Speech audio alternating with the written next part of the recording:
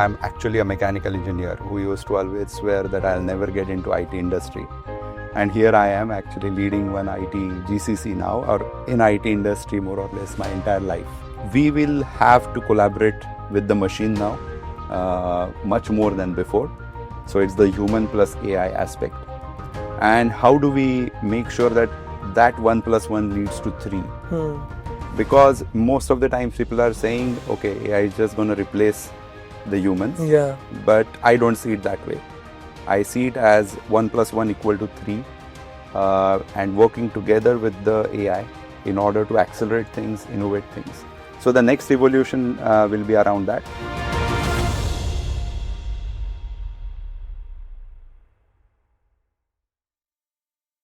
Hi Manish, thanks so much for speaking with us today. I want to start by asking you a little bit about your journey and how you got into the GCC space in the first place. Sure, Ryan. Hi, and thank you for hosting me. It's a great opportunity to talk to you. It's a very interesting thing because I'm actually a mechanical engineer who used to always swear that I'll never get into IT industry. And here I am actually leading one IT GCC now, or in IT industry more or less my entire life. While this journey happened not really in a planned way, I would say it was a beautiful journey. Actually, Dassault System, where I belong, they started their GCC journey in India back in 2002 in the form of a joint venture. And I luckily joined in the first year and then grew with it. And then a few years later, we thought of forming a second joint venture because the first one was for R&D, software development. So we thought, why not form a second joint venture for services? That's what we did in 2015. And eventually in 2017, Dassault System acquired both those centers as fully owned subsidiaries. So that's how I landed into this GCC role. And the second point, I can say that while it's a GCC, we still work on the client projects. So it keeps me connected to them and my team also. And we have to be really on top of things. It's not set up like a typical cost center. It is really set up as a professional company which has to make profit, be innovative, build service offers, and cater to our clients. In short, add value. Yeah. It's interesting that you mentioned that, Manish, because I wanted to ask you that it's been quite a journey, right? Yeah. Like from being looked at as back offices and cost centers, GCCs are now being looked at as innovation hubs and contributing globally, right? How do you sort of you've been at a vantage point, right? You've been in the space from the early days. How do you see this evolution? That's a good question. I've been in this industry now for 2 decades, and it has gone through multiple waves of evolution, I would say. And it's part and parcel of life. If we don't evolve, we will not survive. And particularly now when we are entering the age of AI, this evolution becomes even more critical. And that's the point that I try to always tell the team that now more than ever, we need to be on our toes and really look at what is the next evolution. And the way I see it, and of course, there is a lot of discussion going on right now in many forums. Yesterday, I was at the NASSCOM summit where similar discussions were happening. I look at it that we will have to collaborate with the machine now, much more than before. So it's the human plus AI aspect.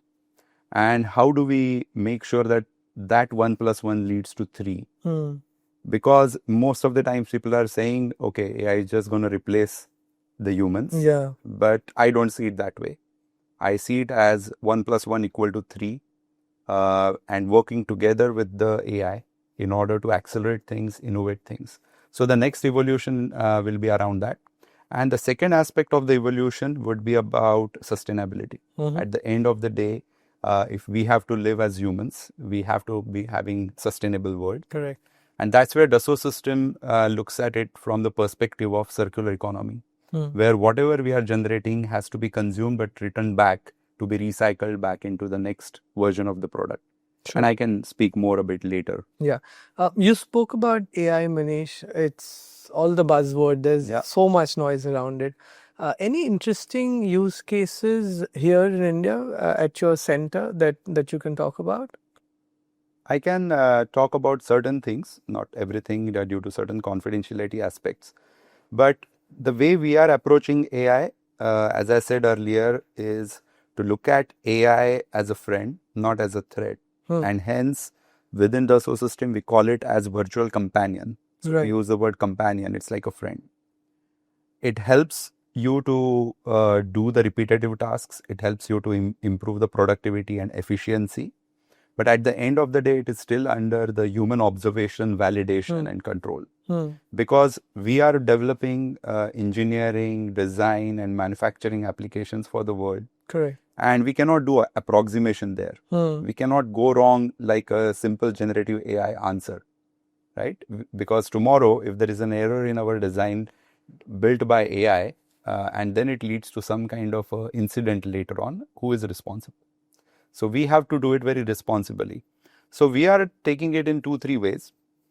First, we are focusing on data for AI. Many people directly jump onto the AI topic without realizing there is a huge amount of data prep that needs to happen. So we have a specific team working on that. Then secondly, it's about what is the cognitive insight we can provide. For that, we have a data analytics, data perspective, data science team, which is helping our customers get those insights so that they can take much better informed decision and sometimes even benefit from predictive analytics. And third, building these virtual companions for our customers in order to augment their own expectations, in order to make sure that they are able to benefit from that technology without losing any of their IP or confidentiality. Because that's the other risk that the companies are worried about. And can you talk about any key examples where your center is kind of driving innovation and value globally? Yes. Innovation is something we take very seriously. It's not like a side gig. And tomorrow I'll be talking about it in the panel as well here in this summit. What we did is we democratized innovation. Within our own 3D experience platform, we have a possibility to build virtual communities where people are joining. So all the employees are part of that innovation community. We call it as iBox for Idea Box or Innovation Box. So you or me can get a nice idea at any moment of time. What we miss is, okay, where do we submit it? So that's the one place where people can submit. And then we have gamified the whole thing. So more the ideas you contribute, more you work on it, you will get more and more points. And that will drive your motivation to stay connected. And then we have gathered best technical brilliant minds in the organization. We call them as a tech council. Okay. So this tech council is sitting every month, going through those ideas in the funnel, and then they are shortlisting for further development and eventually productionalizing it. The specific innovation that we focus upon here is connected to what we can do in terms of the overall innovation expectation within every project and program for the customer. So this is not done like a simple software development project. It is innovation for business. It is built for the customers. It is not built purely for internal purposes. And it is done in a way that it can be capitalized and converted into a solution eventually. Of course, increasingly now the ideas are coming across on AI because people are also more and more interested. Gen Z is particularly keen, and I was very happy recently we conducted a AI themed hackathon and 80% of the workforce were Gen Z. Wow. And really mind blowing. Many times we judge them in a different way, but I can tell you there is a huge potential. That's also the generation that's literally grown up with technology, right? Absolutely. And we have more invested or put a bet on them rather than the senior most people in the organization. Our AI single point of contact is coming from Gen Z. Nice. Right? And it is almost like how we talk in management about mentoring versus reverse mentoring. Yeah. So I am myself doing that reverse mentoring from these people. Please teach me, because I can then understand and use it better. And this iBox thing sounds very interesting. You've actually kind of found real solutions through that? Absolutely. We found it. And we gave it to the HQ, and through that, we propagated it worldwide. And recently, we have also gone into a very specific theme. Our global CEO was here a few months ago, and he told us it's time for India to be ready and India to be useful for India. So now those innovations we are also starting to use within India, because we have a big Indian customer base, as Sure. most of the large OEMs that we have in this country are our customers. Correct. So now we are also putting those innovation in use for And these examples, are they like sensitive, or like can you maybe broad brushes to give us an idea? So I can tell you, for example, when we talk about anything to do with data analytics and dashboards, this is something we build for the CIOs or CEOs of our own OEMs, because they have to scan through the data across the enterprise. Correct. And on one single dashboard, they want to see how every single project program is going on. Sure. And how different performance parameters, KPIs are looking like. So really collecting all of that data into one single dashboard and analytical platform is one example. Second example would be what we call as virtual twin. Virtual twins are actually the replica of the real world, but they are not just 3D models. They are 3D models combined with business logic, combined with a software application layer. So for example, nowadays, if you go to the websites of the top automotive OEMs, you will observe that by default, there is something like a car configurator. Absolutely. You go there, you can play with colors and this and that. Yes. So what was happening in the past, that the companies would take the underlying 3D model data, they will export it to something else. Correct. And they will chop off whatever that they don't need, and then they will create kind of an artificial image, a good looking image, but it's disconnected from the real product. Sure. And if a month down the line you have a new variant coming in, they have to do the whole process all over again. Whereas with our platform, what is possible is it's directly connected on our platform with that real 3D CAD data, and it is configurable, and you can make revisions depending on different variants and different options that you want. So the whole time required to launch that kind of a campaign comes down. While this is more of a commercial marketing example, we do the same in the context of virtual twin of products, virtual twin of factories, and virtual twin of processes. And now in the coming years, we are going to go 2 steps further, where we are looking at building virtual twin of organizations and virtual twin of business model itself. Oh, okay. Wow. Because look at the current situation. I can give you an example. Tariffs. Every company out there is trying to put their heads around that. What is the impact on me? What is the profit hit that I'm going to get? How do they do that? Because at the end of the day, they are sourcing so many parts from so many suppliers from all over the world, and every country's tariffs have gone up, down, whichever direction. So those customers who have our platform, they have now a unique advantage, because all of that data is available on the platform, including the 3D geometry of every single part. And with our analytics solution, we can source the real world pricing information and tariff information from online sources, combine the two and show to them part by part, assembly by assembly, product by product, what will be the impact. And based on the different suppliers from different countries, with a drag and drop, they can do a scenario, what if scenario play, where they can say, okay, if I switch from country A to country B, this will lead to this much saving, and thereafter take those intelligent decisions. So that is what we call as virtual twin of a business model. Because entire business is now running using this kind of insights. Sure. And Manish, I mean, you've been watching this industry closely for a long time. India has obviously emerged as a very serious hub for GCCs. What do you think makes India such an attractive destination as a GCC? Is it the talent? Is it something else? What is your perspective on this? I think we are really fortunate that all the right things are coming together for India. You spoke about talent. We are definitely the talent capital for technology and services for the world. We have been there. And I believe with the huge amount of demographic dividend that we have, this is going to continue. But it's not about talent. It's also about India now becoming the most attractive market for the world. Now everybody wants to start here. Everybody wants to do business here. Everybody wants to make products for India. And that's a unique second point, due to which, as I said, our CEO is also expecting that India must work for India.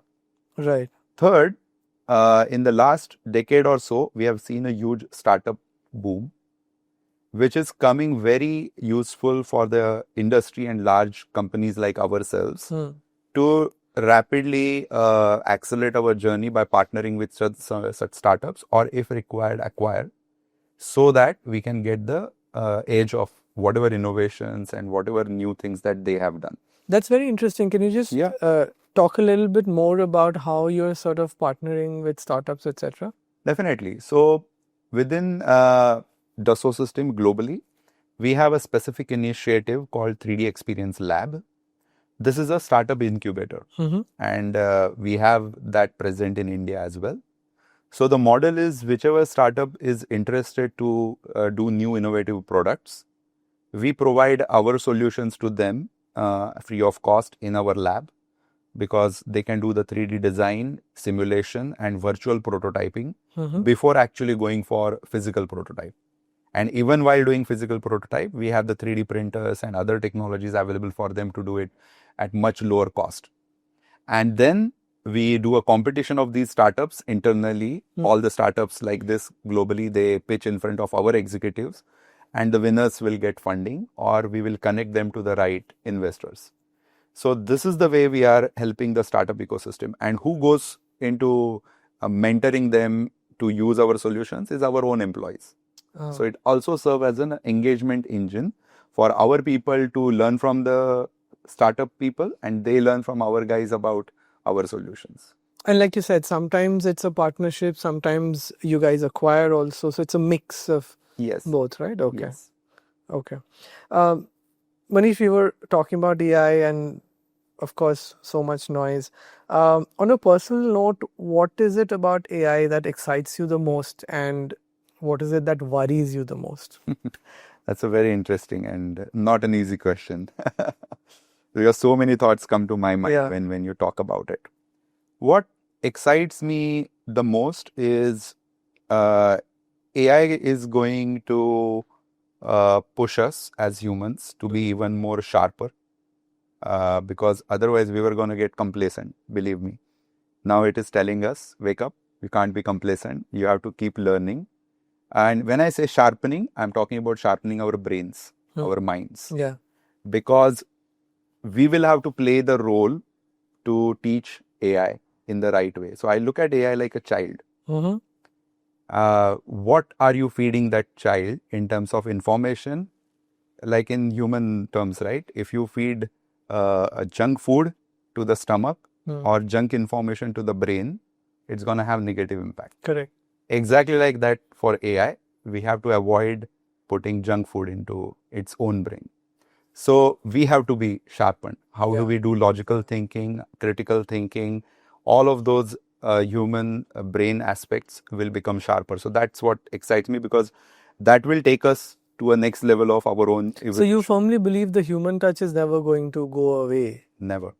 I don't believe that, because at the end of the day, we need, from the perspective of validation as well as control, to put those guardrails, humans are required.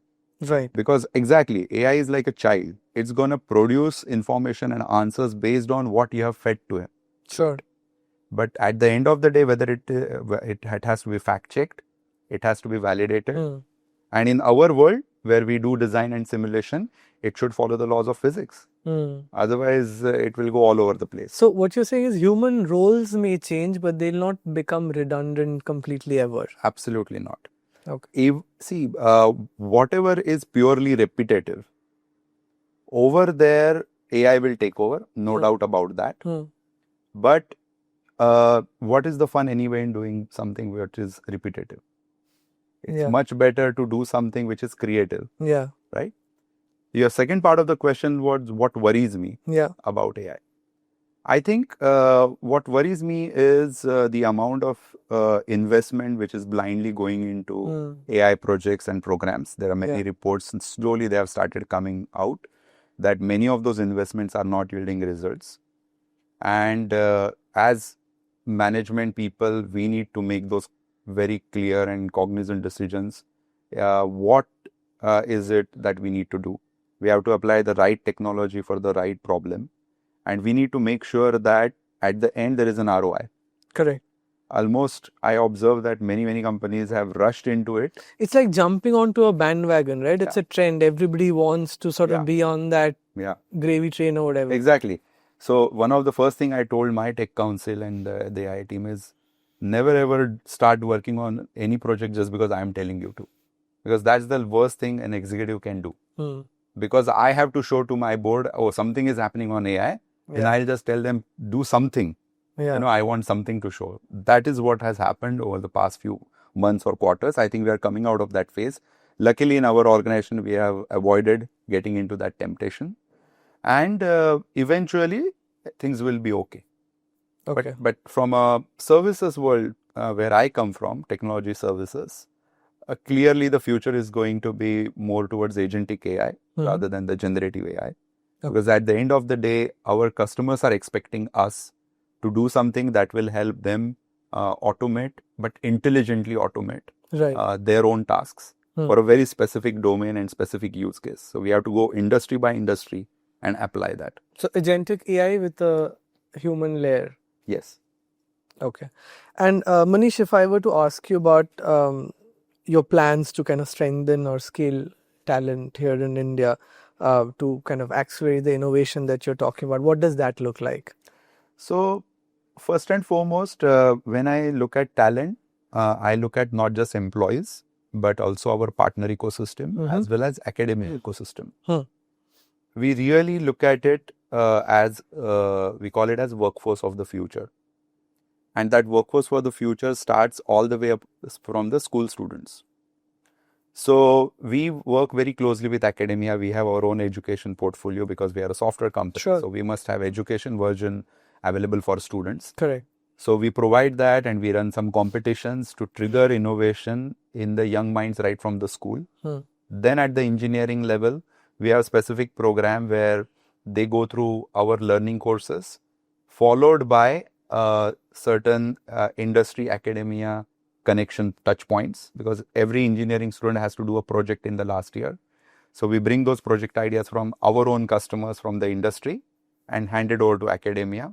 So industry, academia and us together, that evolves a much sustainable workforce. Like an ecosystem. Ecosystem. And then that is what we hire ourselves, and we also offer it to our own customers and partners. Once they are our employees, then it's a continuous learning culture. So we have put together certain, I would say, structural programs. So first and foremost, the learning time is budgeted into the P&L. Okay. Because otherwise in services company, what happens is if you have a billable project, you are always focusing on billable project and forget about learning. Yeah. But it's part of the model so that people can dedicate their time. Second, we have a internal skill portal and dedicated system and analytics on top of it, where every person is able to immediately showcase the impact of the learning. Because at the end of the day, you observe even on LinkedIn, if you go tomorrow and do some course somewhere, first thing you would want to do is go there and publish. Hey, I completed this program and I got this certificate, because you realize that will improve the resume and that will give you a better job. Sure. Same thing we have enabled internally. I complete a program, I go publish, and it improves my resume. It gets auto updated, and I get a better project thereafter. And last point to close is a lot of internal innovation competitions. I spoke about iBox already, but beyond that, we do hackathon, we do tech talks, we do a lot of events where we can partner with external companies as well, and do a joint innovation campaigns. Awesome. You studied engineering, you said. Yeah, mechanical. What got you interested in tech in the first place? Was it something from your childhood? Was it the family? What's the story? I would say probably I got it from my father, who was always interested in technology himself. And during my own engineering days, he kind of gave me a project idea to build a software because he was in the pump design space and he was struggling with a lot of Excel file. So he said, okay, why don't we build a program together? And that itself became a project. So that's how I got introduced to the technology. And the second part is being a guy, we are always into gadgets and we are always interested by what's new coming into the market. So I realized more than anything else, technology is becoming the integral part of every industry. And I was very clear in my mind that I want to be a generalist and not a specialist.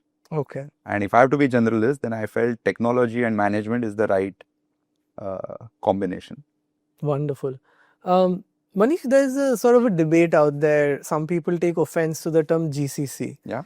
And, they say that, hey, look, all these big companies, they don't say this is our India GCC or whatever. They say this is our India office or India center, whatever. What is your sort of perspective on this ongoing debate?